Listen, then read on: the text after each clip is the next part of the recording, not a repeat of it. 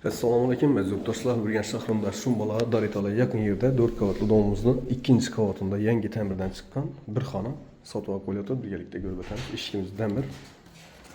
Yaxshi sifatli eshikdan o'rnatilgan. Girash prixojimiz bo'ladi. Do'rimizda oshxonasi, sanuzeli, yan tarafimizda zal. Eshigimiz ham almashgan. 100% aboydan chiqib turibdi. Mo'ysha aboylardan urilgan, perdalarimiz qistirilgan, gilamlar döşelengan. Oyna eshiklarimiz almashgan. Balkon, yan tarafimizda ochiq balkon. Shumbala görünüp turibdi bunda.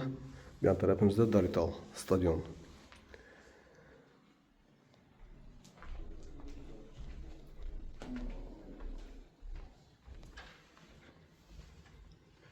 Birimiz sanuzel.